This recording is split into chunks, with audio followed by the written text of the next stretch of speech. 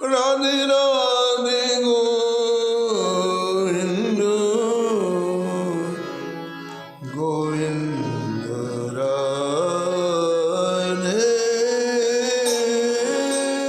राधे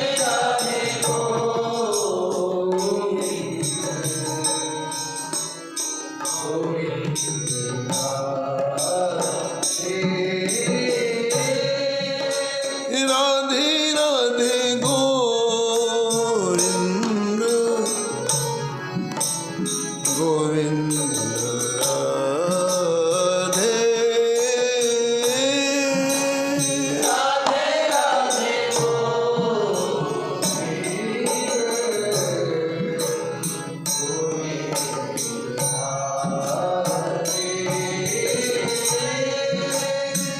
गोविंद राधे बोलो गोपाल राधे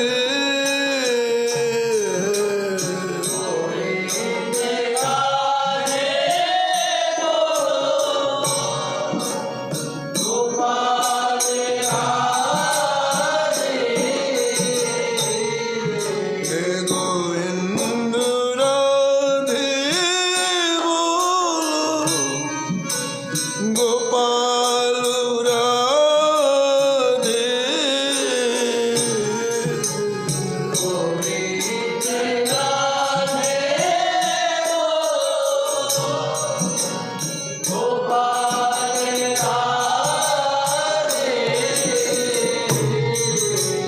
राधे राधे गोविंद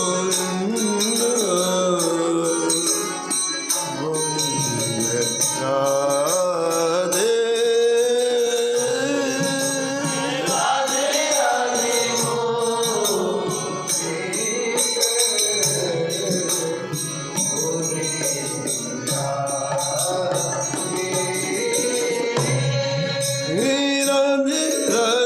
गोविंद गोविंद राधे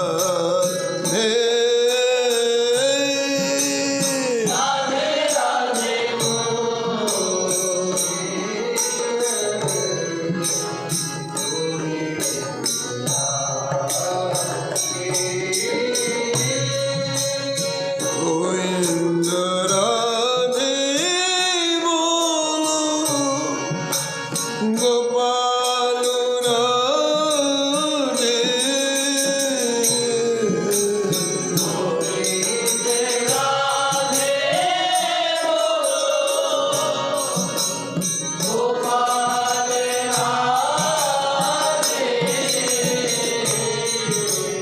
राधे राधे गोविंद गोविंद राधे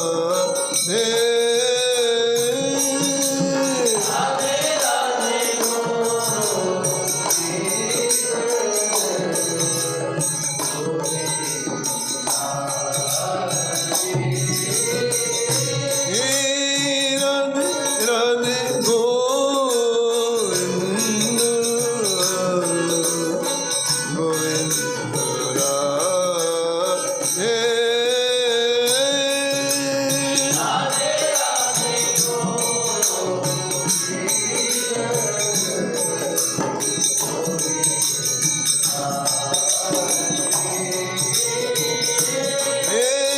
राधे राधे गोविंद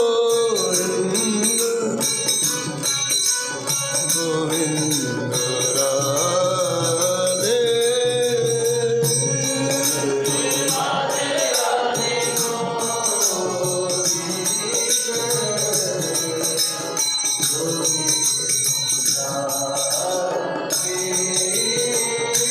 श्री जानकी वल्लभ की श्री मंगल मूर्ति हनुमान जी महाराज की शुक्र कर श्री भक्तमाल जी की सब संत भगवान की श्री स्वामी अग्रदास जी महाराज की श्री नाभाजी महाराज की श्री प्रियादास जी महाराज की श्री वृंदावन धाम की, श्री राधा वल्लभ लाल की, श्री बांके बिहारी लाल की, श्री गिरिराज जी महाराज की, श्री यमुने महारानी की, श्री राम नाम महाराज की, श्री महाराज जी की। जय जय श्री राम।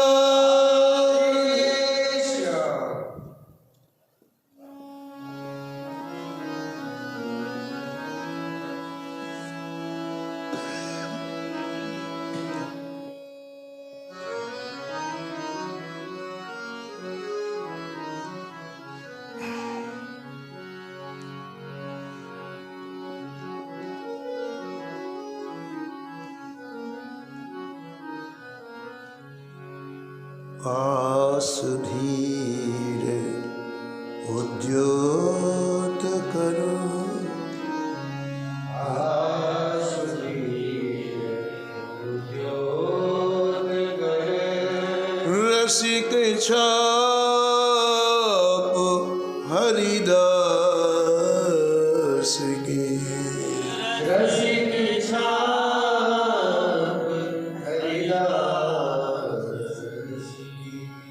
जुगल नाम सोने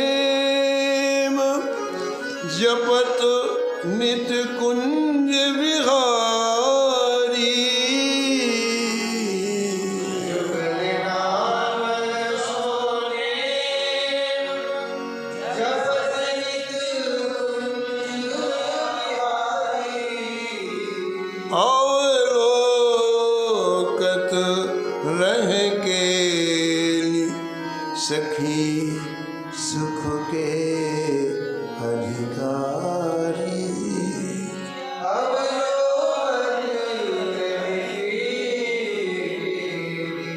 सखी सुख के अधिकारी, गान कला गंधर्व श्याम श्यामा को तो से,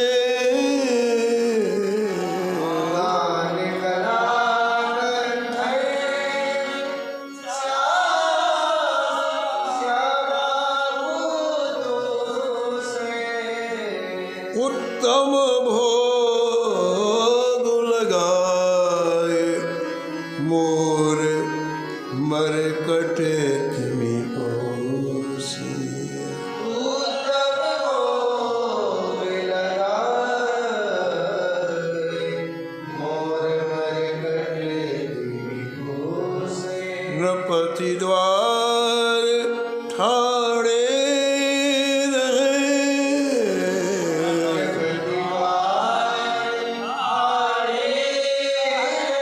दर्शन सजा सुकी,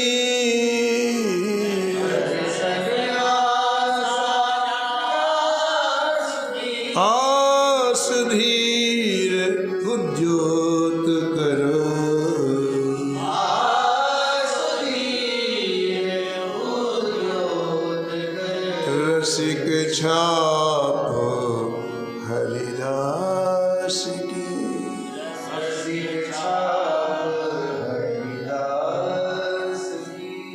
प्रातः स्मरणीय परम वंदनीय श्री भक्तमाल के रचयिता श्री नामदेव गोस्वामी जी परम पावन दिव्य ग्रंथ श्री भक्तमाल में भक्तों के दिव्य चरित्रों का वर्णन किया है। इस छप्पे में श्रीधाम वृंदावन के रसिक सम्राट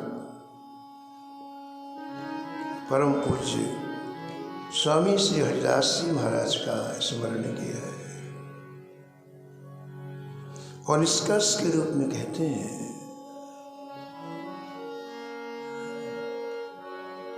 आपके भजन का ऐसा अद्भुत प्रभाव भारत के चारों कोनों में प्रकाशित हुआ है।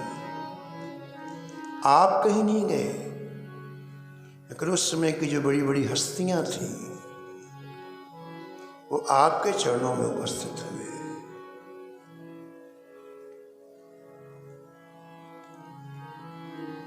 लेकिन आपको श्री बिहारी जी के सिवा और किसी से कोई सरोकार नहीं, कोई मतलब नहीं। उत्तर दक्षिण पूर्व पश्चिम से बड़े बड़े राजा महाराजा सम्राट आते, लेकिन आप अपनी मस्ती में डूबे रहते। हमारे कुटिया के बाहर कोई 1 महीने से खड़ा है, कोई 2 महीने से खड़ा है, कोई 3 महीने से खड़ा है। नरपति द्वार ठाड़े रहे, लेकिन आपका दर्शन तभी होता जब स्वामी जी की मौज होती है। कोई आया है इसलिए दर्शन नहीं। जब कभी भाव राज्य से बाहर निकलते तो दर्शन होता है।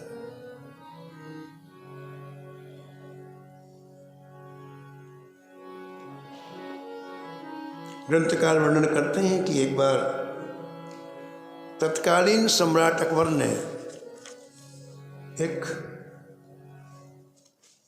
विशाल संगीत का आयोजन अपने राज दरबार में किया।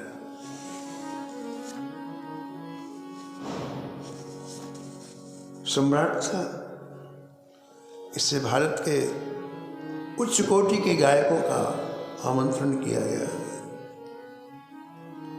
उन लोगों ने शास्त्रीय संगीत में अनेक अपने कला की अभिव्यक्ति की। अंत में बादशाह अकबर ने कहा, तानसेन अब आप भी सुनाओ कुछ। और तानसेन ने जब आलाप लेके सुनाना प्रारंभ किया तो संपूर्ण दरबार जय जयकार करने लग गया।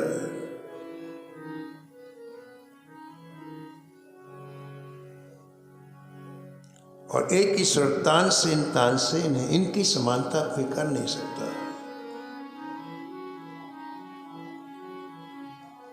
राजा रोराज सिंह जी लिखते हैं, तानसेन की विजय भई जब,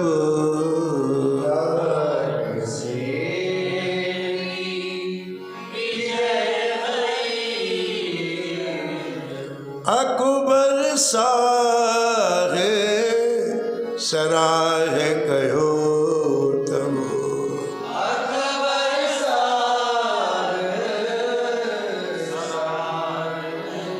तानसेन की जय जयकार सुन के अकबर ने तानसेन से कहा, तानसेन तानसेन तुम समको होई,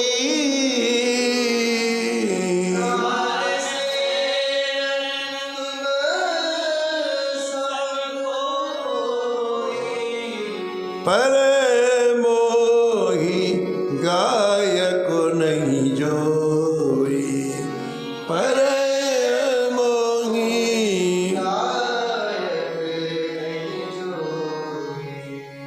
तानसेन इस संपूर्ण भारत में तुम्हारे सदीके दूसरा गायक नहीं है। तानसेन ने खड़े होकर हाथ जोड़ा और कहा, बादशाह मेरी प्रार्थना सुनो। गान शास्त्र मर्याद विदो, गान शास्त्र मर्याद विदो, मम स्वामी हरिदास, मम स्वामी हरिदास, मम स्वामी हरिदास,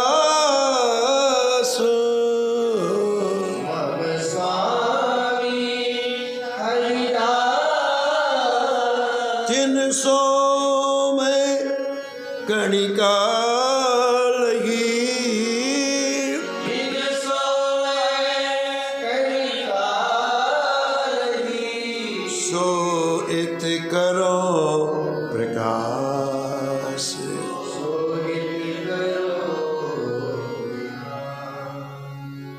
जहाँ अपनाए मेरे पास जो कुछ है वो रसिक सम्राट स्वामी श्री हरिदास जी का दिया हुआ है। उन्हें अपने संगीत का एक कण मुझे प्रदान कर दिया, कृपा करके, अनुग्रह करके। इसमें मेरी खासियत नहीं है, मेरे गुरुदेव स्वामी हरिदास जी की का वैशिष्ट है, विशेषता है। उन्होंने जो एक कणिका मुझे दी है उसी का मैं यहां प्रकाश करता हूं।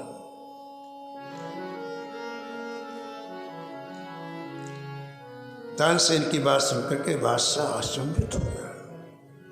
तानसेन, जब तुम इतना अच्छा गाते हो, सारा दरबार झूम उठता है, तुम्हारी प्रशंसा में कसर नहीं लगाता है, तो तुम्हारे गुरुदेव कितना अच्छा गाते होंगे।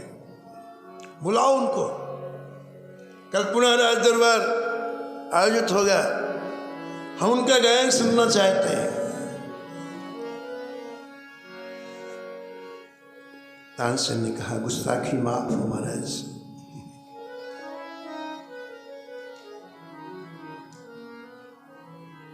यदि तुम एक मुल्क के बादशाह हो तो हमारे गुरुदेव भी स्वयं के बादशाह है। मुल्क का बादशाह सरल है बनना, लेकिन स्वयं का बादशाह बनना बड़ा कठिन है।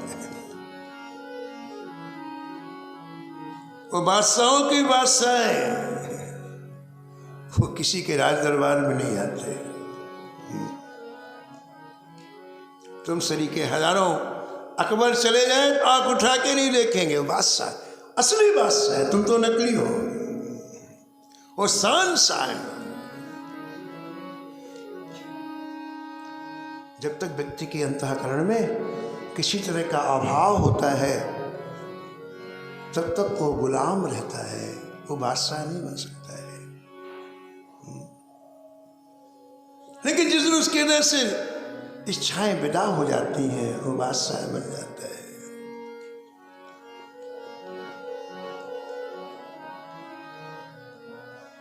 चाह गई चिंता गई,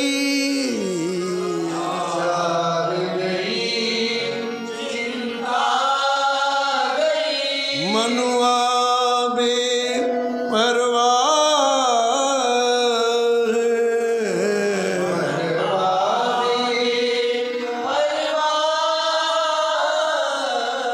जाको कछु नहीं चाहिए,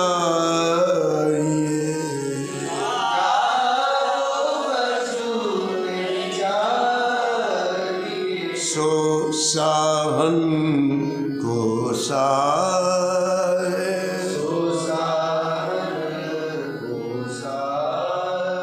चाहे है तो शहंशाह नहीं बन सकता है। एक जरूरतमंद व्यक्ति बादशाह अकबर के पास गया,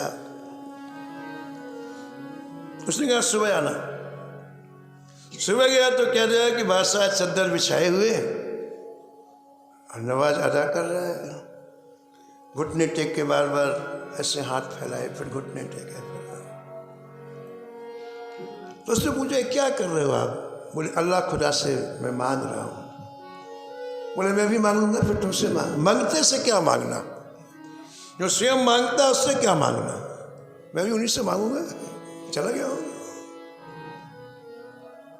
7 गांठ को पीन में, 7 गांठ को पीन में, और बाजी बिन लोन,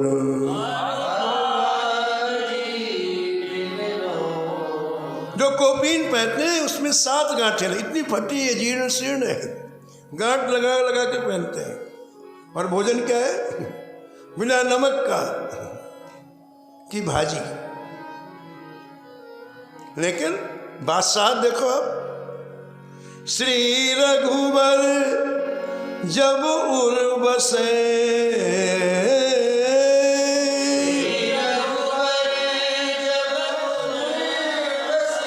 श्री रघुवर जब उर बसे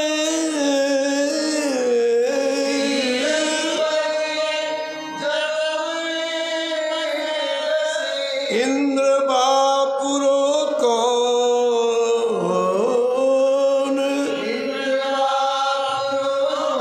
इंद्र बापुरो कौन।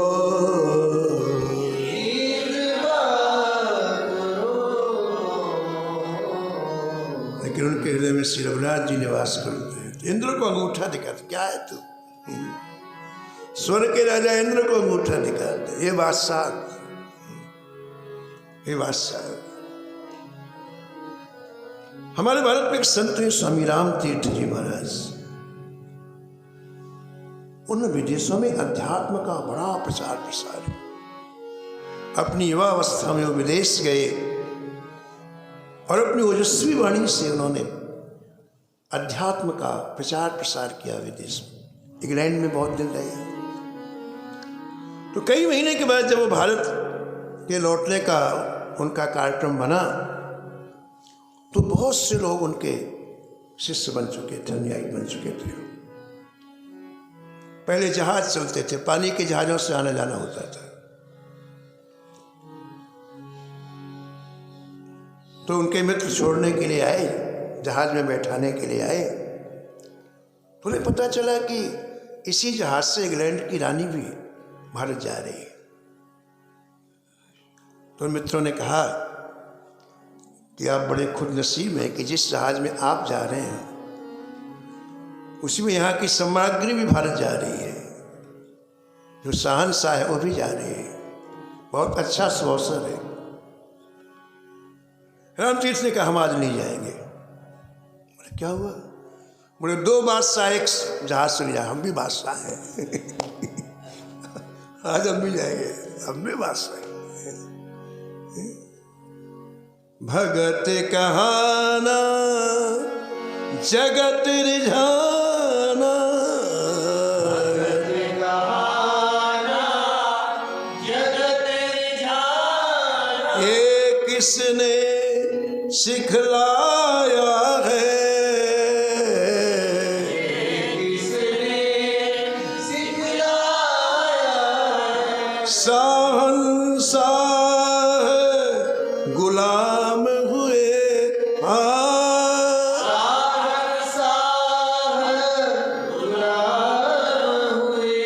फिर कौड़ी को ललचाया है।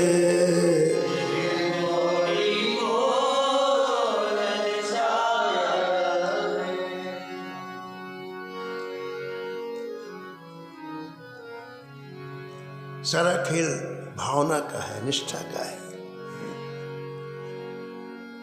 छोटा सा बालक कामध्वज, छोटा सा बालक कामध्वज, जिसकी आयु मात्र 10-11 वर्ष की है, लेकिन पूर्व जन्म का संस्कार घर वो भजन में लग गया, छोटी आयु भजन में लग गया।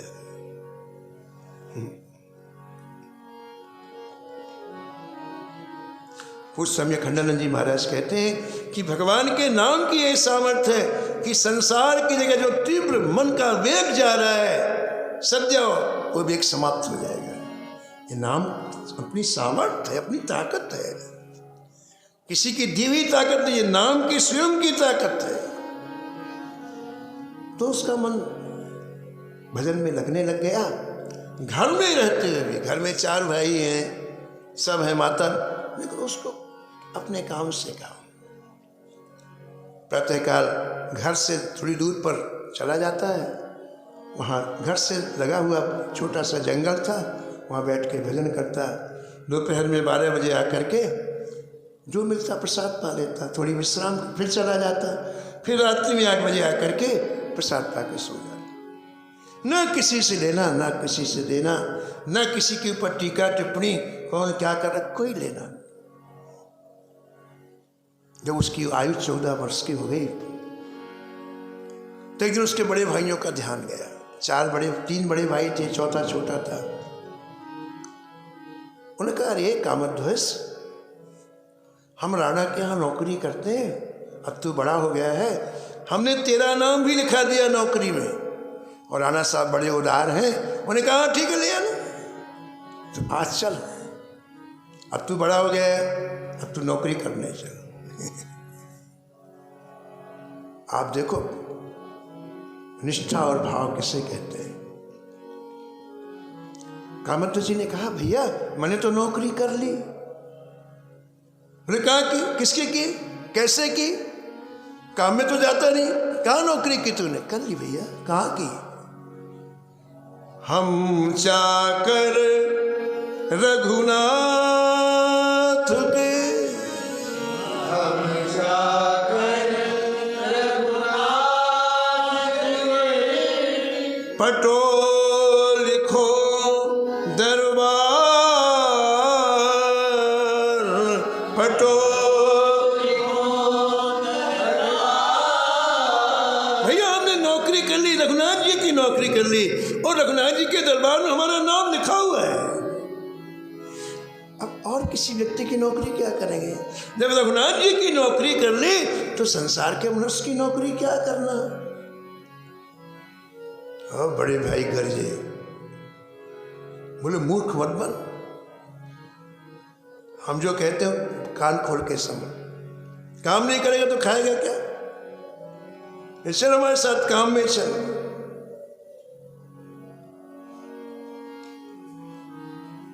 अब गुस्से में तो व्यक्ति कुछ बोलता है। भाइयों ने कहा यदि तुझे काम नहीं करना तो अब यहां रोटी नहीं खाना। क्या बोले? यदि तुझे काम नहीं करना तो यहां रोटी नहीं खाना। ओह, वो बालक खड़ा हो गया और क्या कहा? कहा भैया मुझे नहीं पता था कि ये तुम्हारी रोटी है, मैं तो जानता था कि रघुनाथ जी सबको रोटी देते हैं।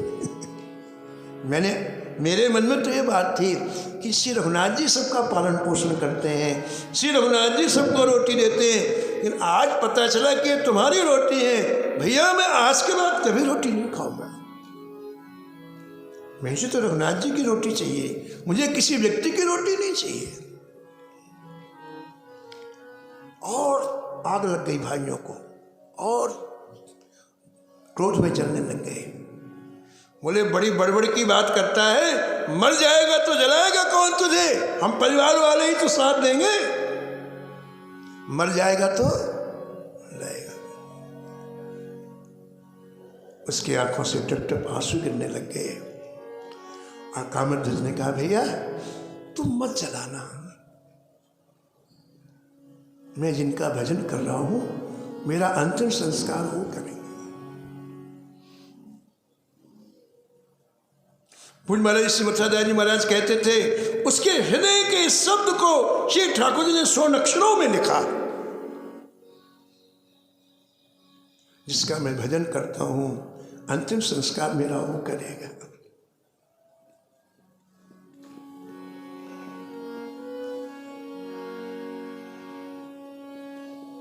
हमारे भाव का प्रत्येक शब्द भजन है, केवल मंत्र भजन नहीं है, केवल पाठ भजन। आपके हृदय के जो भाव है इसी का आस्वादन करने के लिए ठाकुर जी धराधाम में आते हैं। कितना विश्वास उसका बालक का कि वो मेरा अंतिम संस्कार करेंगे। और एक बात का ध्यान रखना, श्री ठाकुर जी कभी किसी के विश्वास को आंच नहीं आने देते हैं।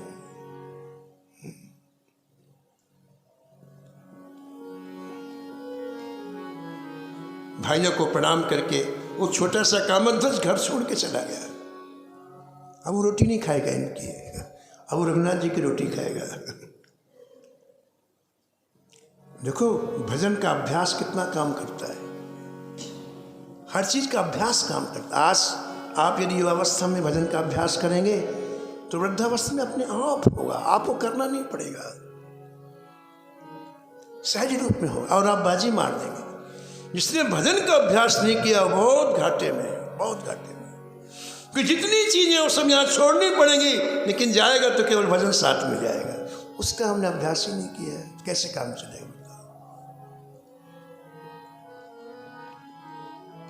संसार की रीति है कि संसार का स्वार्थ जब तक सजेगा तब तक ओम जय जगदीश करेगा, लेकिन जिससे स्वार्थ पूरा नहीं होगा वो किक कर देगा, वो आउट कर देगा आपको। उस समय आप क्या करोगे? पहले से तैयार रहना चाहिए। और तैयार होना क्या है? ठाकुर के आश्रय में जीवन जीने का प्रयास करो। अपबल तपबल और बाहुबल,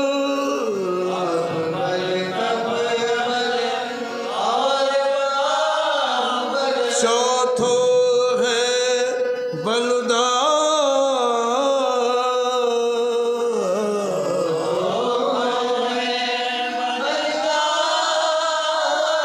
सूर किशोर कृपाते सब बल,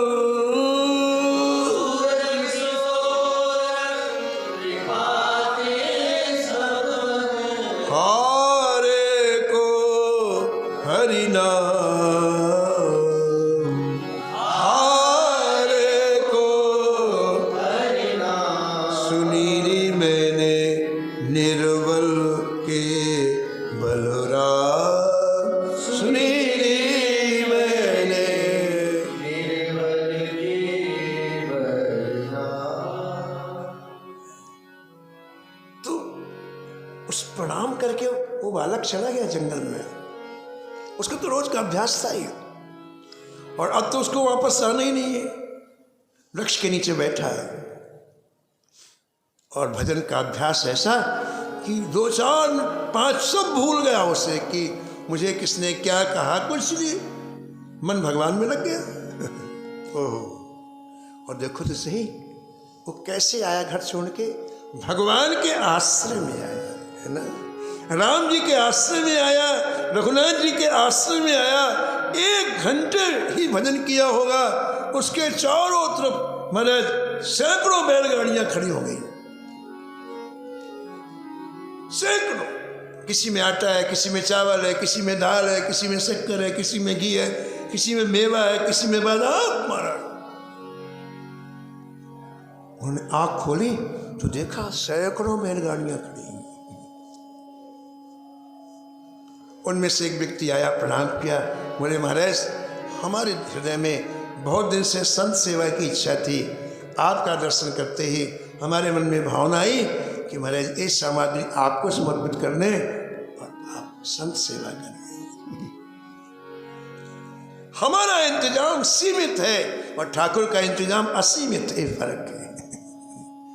हम अपने पुरुषार्थ से पैसे कमाएंगे, गिन के कमाएंगे, लेकिन ठाकुर देगा तो चप्पड़ फाड़ के देगा, एक फर्क है।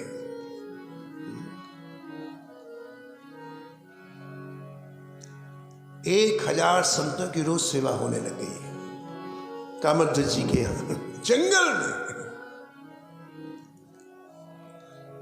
और जीवन जब उत्सव में होता है, जिस चित्त में श्री ठाकुर जी प्रवेश कर जाते हैं, उनके उत्सव प्रवेश कर जाते हैं, उनका गुणगान, फिर समय का पता नहीं चलता है। जब उल्लास होता है, जब सुख होता है, तो समय का पता नहीं चलता है। लेकिन जब दुख होता है, एक क्षण व्यतीत नहीं होता है। आज कामध्वज जी की जीवन की आयु पूरी हो गई, और जीवन की आयु पूरी होती मेरे, ये तो सबका नियम है संसार के प्रत्येक प्राणी का, कि श्वास का कोटा पूरा हुआ और हमारे इस पार्थिव शरीर से प्राण अलग होंगे। कामध्वज जी के शरीर से प्राण अलग हुए, दिव्य शरीर से वो भगवत धाम पहुंचे।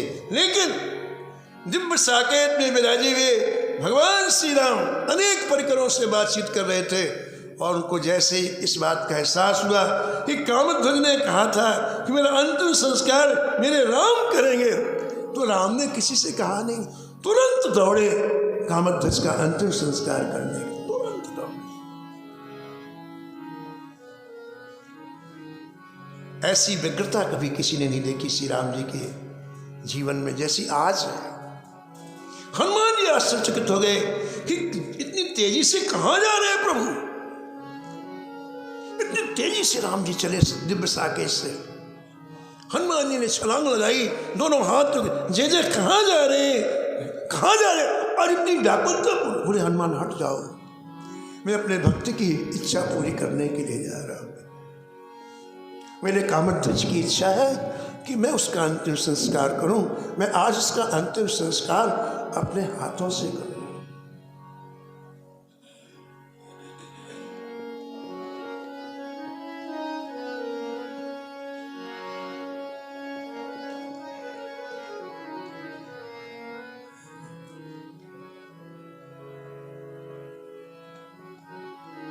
हनुमान जी चरणों में गिरे, जय जय आप जैसी आज्ञा देंगे मैं वैसे ही करूंगा। आप विराजे, मैं अभी आपकी इच्छानुसार अंतिम संस्कार करके आता हूँ। बड़ी मुश्किल से राम जी माने सिंहासन पर विराजमान हुए और हनुमान जी करीब करीब 1000 अपने सेवकों को लेके, बानरों को लेकर के कहाँ है जहाँ कामध्वज जी का मृत शरीर पड़ा हुआ है। हनुमान जी ने आज्ञा दी, हम ऐसे भक्त का जिसका संस्कार ठाकुर जी करने वाले थे, कितना ये भाग्यशाली है। सामान्य लकड़ी से अंतिम संस्कार नहीं करेंगे। तुम दक्षिण भारत से सब लोग सुगंधित मल्यागरी चंदन की लकड़ी लेके आओ। और बड़े बड़े हजारों बानर वीर छलांग मार के गए और पहाड़ के सिर की लकड़ियां सिर पर रख करके लाए हैं। श्री हनुमान जी ने स्वयं चिता बनाई है।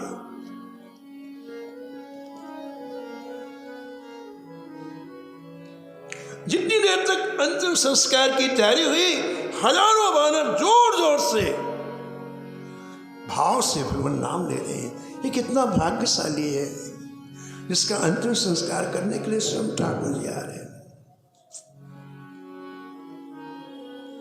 चिता बनाई गई है। श्री हनुमान जी ने स्नान कराया कामध्वज को। आज हनुमान जी का हृदय बड़ा भाव से भरा है। दोनों हाथों से कामध्वज जी के मृत शरीर को उठाया है, चिता में शरीर को रखा है। अपने हाथ से हनुमान जी ने अग्नि लगाई है। सभी बानरों से कहा है, भैया इस महाभाग्यशाली महापुरुष की परिक्रमा करो। जब तक चिता जल रही है हम सभी परिक्रमा करेंगे। और हनुमान जी ने श्री कामध्वज जी की उस चिता की परिक्रमा अपने सेवकों के साथ की। कैसे?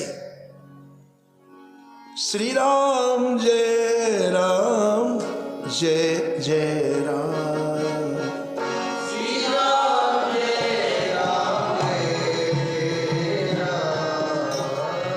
श्री राम जय राम जय राम, श्री राम जय राम जय जय राम,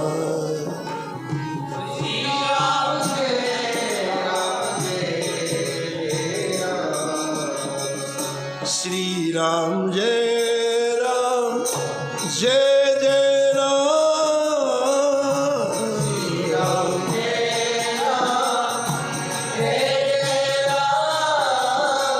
श्री राम जय राम जय जय राम, श्री राम जय राम जय जय राम,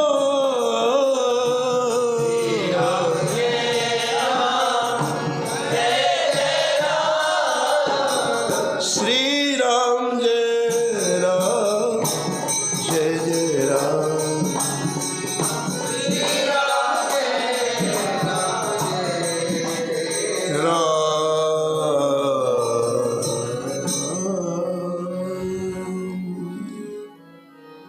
ये शहंशाह है।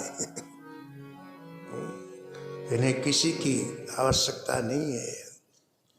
तानसेन ने कहा अकबर से, श्रीमान जी और किसी के राज दरबार में नहीं जाते, तुम श्री के शहंशाह न जाने कितने उनके आगे पीछे घूमते हैं, आंख उठा कर नहीं देखते। बादशाह ने, अकबर ने कहा कि हमें तो उनका गायन सुनना है, क्योंकि जब तुम इतना अच्छा गाते हो, तुम्हारे गुरु जी कितना अच्छा नहीं गाते होंगे।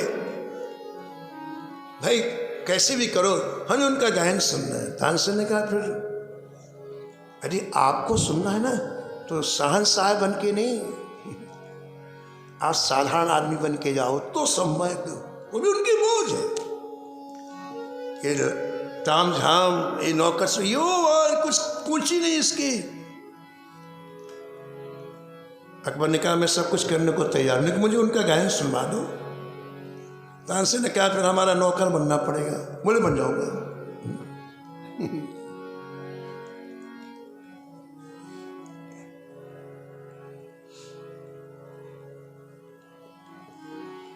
गे हरिदास पास जब दोई,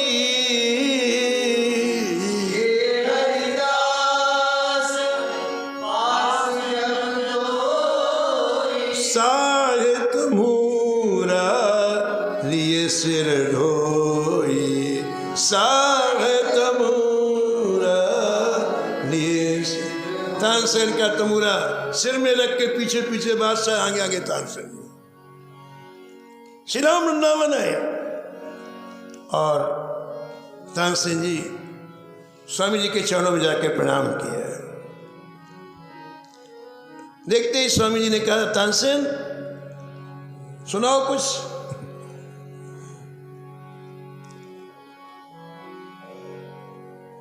तानसेन ने जैसे ही राग में का गायन प्रारंभ किया, जानबूझ के चूक कर दिया, जानबूझ के एक थप्पड़ लगा, इधर तमूरा। अब हरिदास ने जैसे आलाप लिया, स्वामी जी ने जैसे आलाप लिया, वो तो बेस बदल के आया था बादशाह, लेकिन उसके आलाप में भूल गया कि मैं मेरे को बोलना नहीं है। इतना मुग्ध हुआ केवल आलाप में। वाह वाह वाह उमंग के मारे उसने किया। स्वामी जी ने बंद, बोले कौन है भाई ये वाह वाह कौन कर रहा है? तो तानसेन ने परिचय दिया है। तो उसकी गुण ग्राहकता पर स्वामी जी प्रसन्न हुए। देखो ये कितना गुण ग्राहक है, गायन सुनने के लिए नौकर बन के आया है। तो स्वामी जी ने कहा बुलाओ उसको। आया, चरणों में गिर पड़ा।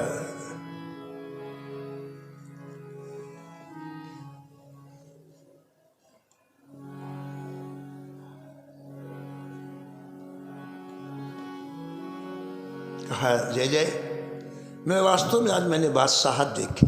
हम लोग तो उधार के बादशाह हैं, उधार के। कोई 2 साल का बनता, कोई 5 साल का, इसके बाद फिर वो चपरासी सरीके भी नहीं रह जाता। हम लोग उधार के बादशाह हैं। किसी ने गोस्वामी तुलसीदास जी से कहा कि अकबर आपके चरणों में गिर गया है, अब किसी हिंदू को बादशाह बना दो आप। ये तो भय के मारे कांप रहा है, डर के मारे कांप रहा है। बढ़िया अच्छा मौका है, आप किसी हिंदू को तख्त पर बैठा दो, बादशाह बन जाएगा। गोस्वामी जी हंसे और बोले देखो भाई, ये बादशाह मैं बनाऊंगा तो फिर कोई दूसरा उतार देगा उसे। तो मैंने एक ऐसा विचार किया है कि भारत के जितने लोग हैं सब बादशाह बन जाए। वो सब कैसे बन जाएंगे महाराज? तख्ते पर तो एक ही बैठेगा। गोस्वामी जी ने कहा नहीं नहीं नहीं, सब बादशाह बन जाएंगे बिना तख्ते के। बोले कैसे? बोले यदि रामचरितमानस को अपने हृदय में विराजमान कर ले तो सब बादशाह बन जाएंगे। ये तख्ते पत्ते की जरूरत नहीं है, सिंहासन के और निज बादशाह हो जाएंगे।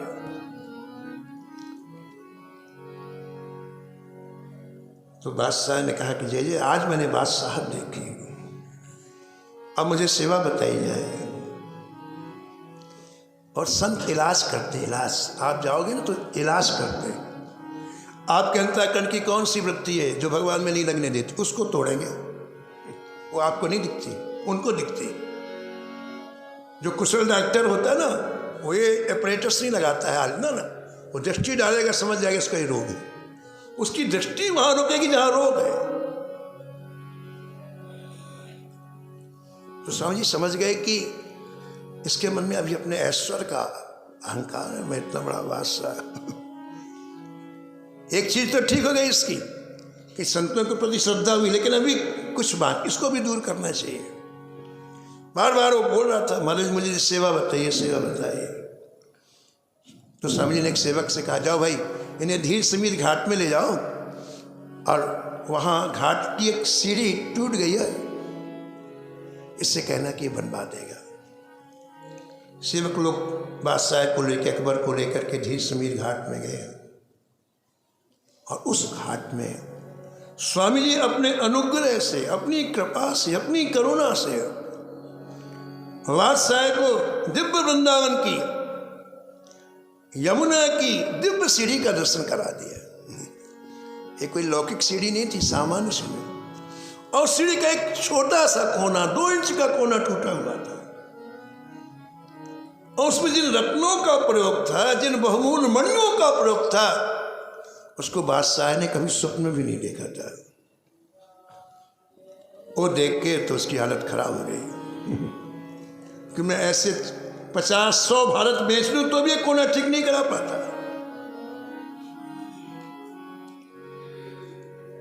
बिहार से कहो हरिदास तब,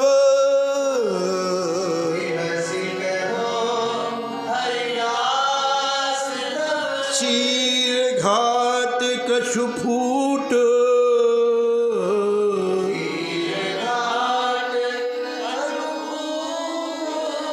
ताकू तू बनवाए के,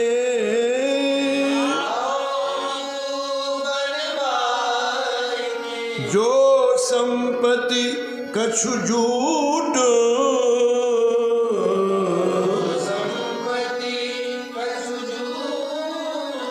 जो संपत्ति कछु झूठ,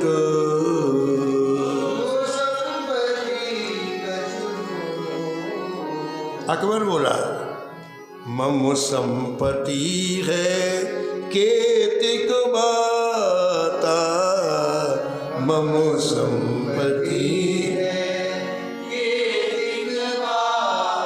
त्रिभुवन धन नहीं रचत दिखाता,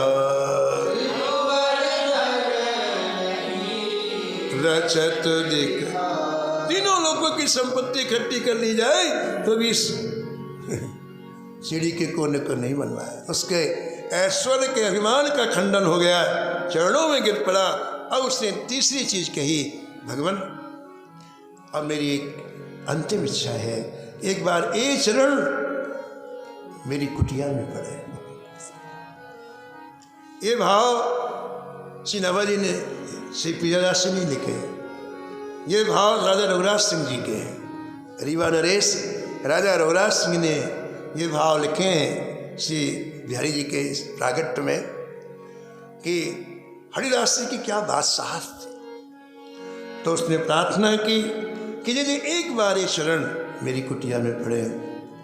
तो मुस्कुराए स्वामी जी और कहा देखा जाएगा।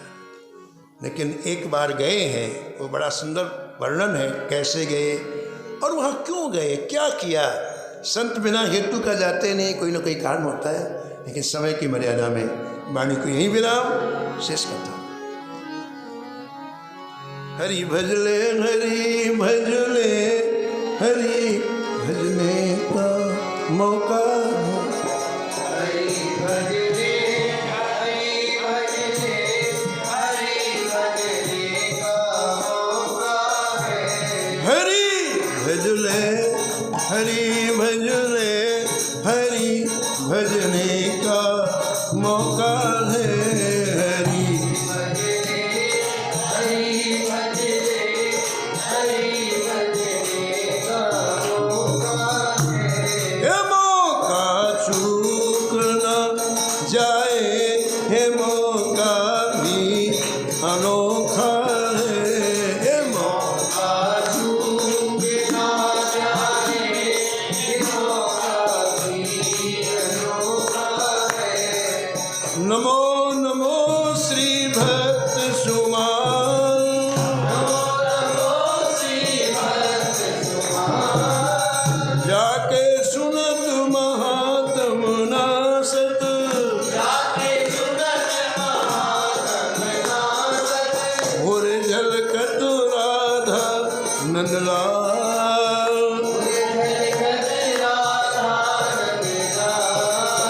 गद गद स्वर पुलकित अंग अंगनी,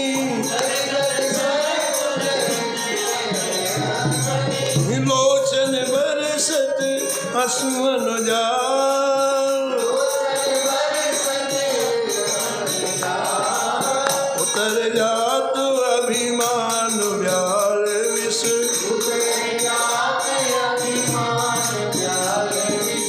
लेत जीवाय सुरस कहीं काल हाँ, नमो नमो श्री भक्त कुमार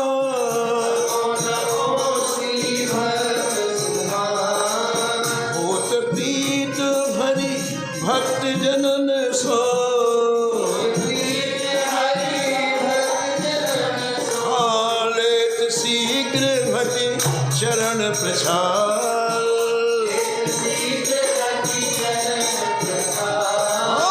तजत कुसंग लेत सतुसंगति हाँ भाग जगत को अद्भुत भाल बोलिए जय नमो नमो श्री भक्त सुमार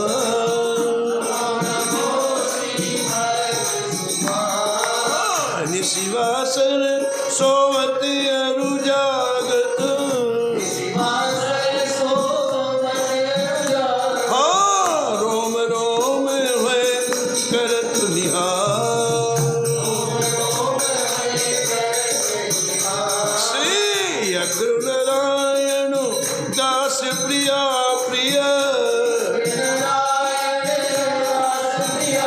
श्री अग्र नारायण दास प्रिया प्रिय श्री अग्र नारायण दास प्रिया प्रिय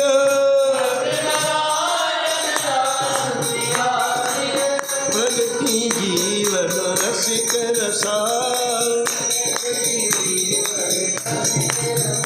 हाँ नमो नमो श्री भक्त सुमार सीताराम सीताराम सीताराम सीताराम जय जय सीताराम सीताराम सीताराम सीताराम राम सीताराम सीताराम सीताराम सीताराम जय जय सीताराम सीताराम सीताराम सीताराम सीताराम सीताराम सीताराम सीताराम हाँ सीताराम सीताराम सीताराम सीताराम ओ जय जय सीताराम सीताराम सीताराम सीताराम हाँ सीताराम सीताराम बोलो सीताराम सीताराम जय जय सीताराम